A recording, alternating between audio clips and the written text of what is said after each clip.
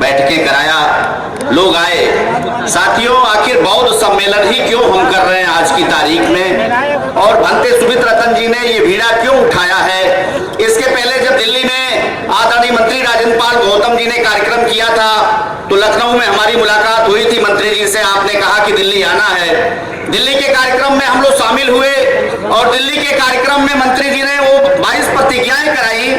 उसके बाद अगर हमारी सरकार रहती तो आदरणीय राजेंद्र पाल गौतम जी को पुरस्कार मिलता, लेकिन हमारी सरकार नहीं थी और राजेंद्र पाल गौतम जी ने उस प्रतिज्ञा को करवाया जिसको भारत की इस सरकार ने अपने संपूर्ण वांग्मय में उन 22 प्रतिज्ञाओं को छापने का काम किया है। जब भारत की सरकार ने, इस सरकार ने बाबा साहब अम्बेडकर की उन 22 प्रतिज्ञाओं को छापा है और उसको अगर जनता के बीच में खड़े होकर मंत्री जी ने अगर उन प्रतिज्ञाओं को पढ़ा और पढ़वाया तो कौन सा गुनाह था कि मंत्री जी को बर्खास्त किया गया और उनके खिलाफ बिठाया गया?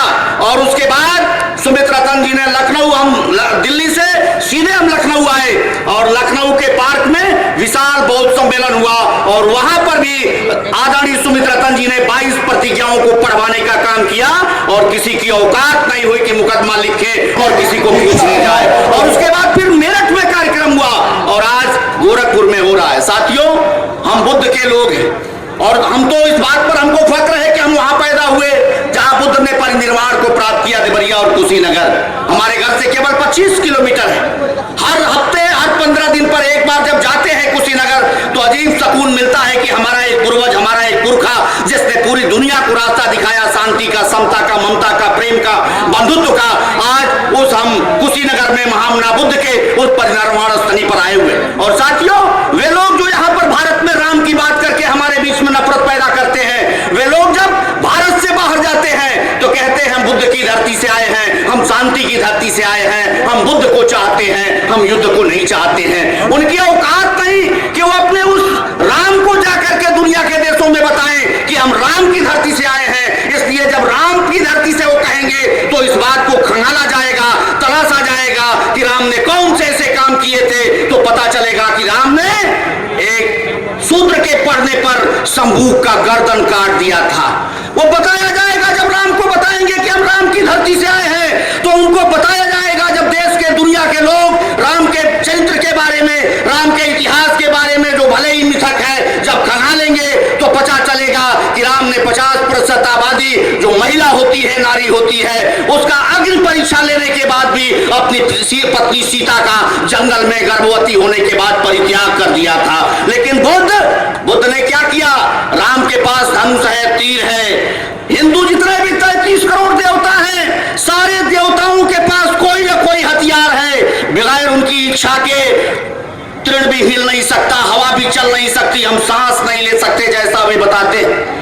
कि एक बार मैं चित्रकूट गया और मेरे मन में चित्रकूट गया, जब देखा विकलांग विश्वविद्यालय, विकलांग इंटर कॉलेज, मूक बधिर इंटर कॉलेज, तमाम संस्थाएं, तो लोगों ने बताया मेरे जिले के देवरिया के 19 मिश्रा वहां पर प्रतिकुलपति थे, बताया कि बहुत शानदार व्यक्ति है, 16 भाषाओं के जानकार है। मेरे मन में भी श्रद्धा जागृत हुई कि राम भद्राचार्य जन्म से अंधा, 16 भाषाओं का जानकार, उस व्यक्ति से मिलना चाहिए।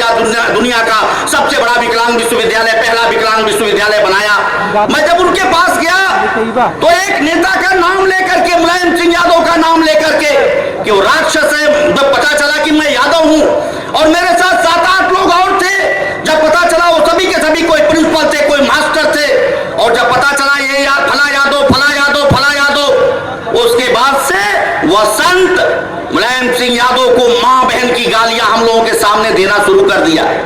उनके कुलाधिपति जो उनके बगल में बैठे हुए प्रतिकुलपति थे, हम लोगों के पैर दबा हाथ पकड़ रहे थे, मुंह पे इशारा कर रहे थे कि आप लोग देखो, और शूद्र शंभू का गर्दन काट दिया इसलिए कि वो पढ़ रहे थे और पढ़ा रहे थे। आप कहते हैं कि वो राजधर्म था, हम कहना चाहते हैं कि वो राजधर्म था, ये आप तय करिए। लेकिन मुलायम सिंह यादव ने जो गोली चलाया वो किसी राम भक्त के ऊपर, किसी हिंदू के ऊपर नहीं, बाबा साहब अम्बेडकर के लिखे संविधान के मुताबिक भारत के सुप्रीम कोर्ट ने कहा था कि यथास्थिति वहां बरकरार रहनी चाहिए। भारत के संविधान ने कहा था, एकता परिषद ने मुलायम सिंह यादव को निर्देश दिया था कि वहां पर यथास्थिति बरकरार रहनी चाहिए। तो उस व्यक्ति ने भारत के संविधान की मर्यादा को रक्षा करने के लिए और राज धर्म का निर्वाह करने के लिए गोली चलाया था। और उसके बाद रामभद्राचार्य ने विषय बदल दिया। रामभद्राचार्य ने हमसे कहा कि संबूक वध और सीता परित्याग काल्पनिक है।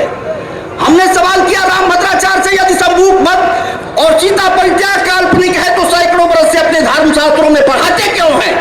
रामभद्राचार्य ने कहा हमने एक अलग रामायण लिखा है और उसमें इन दोनों उदाहरणों को हमने निकाल दिया है। और वास्तव में इन दोनों उदाहरणों को उसको निकाल करके रामभद्राचार्य लाए तो भारत के धर्माचार्यों ने मीटिंग करके और रामभद्राचार्य से कहा कि भारत के धर्मशास्त्रों से छेड़छाड़ किए तो तुमसे धर्माचार्य की उपाधि, जगत गुरु की उपाधि छीन लेंगे और संत समाज से निकाल दिया जाएगा। इसलिए साथियों, आज आदरणीय मंत्री जी चर्चा कर रहे थे राजदंड का। जब भारत का संविधान, जहां लोकतंत्र है, राजा के पास राजदंड होता है, लेकिन आज हमारे देश के संविधान के ऊपर बहुत बड़ा खतरा है। हमारे देश के ऊपर अभी रेल हादसा हुआ और पता है 3,12,000 पद रेलवे में खाली हैं। आपको हमारा हिंदी अखबार नहीं लिखता, अंग्रेजी अखबारों ने दिल्ली से प्रकाशित किया है कि 3,12,000 पद रेलवे के आज की तारीख में खाली हैं, जिसमें 1,40,000 सिक्योरिटी से, सुरक्षा से, सेफ्टी से जुड़े हुए पद हैं। लेकिन ये सरकार, मोदी की सरकार 9 वर्ष में एक भी रिक्रूटमेंट रेलवे में नहीं की। इसलिए नहीं की कि उसमें 50% कम से कम हमारे बेटे और बेटियों को रोजगार मिलता। इसलिए साथियों, ये बौद्ध सम्मेलन हमारे अपने बहुजन समाज को सजग करने के लिए, जागृत करने के लिए आदरणीय भंते सुमित रतन जी ने रखा।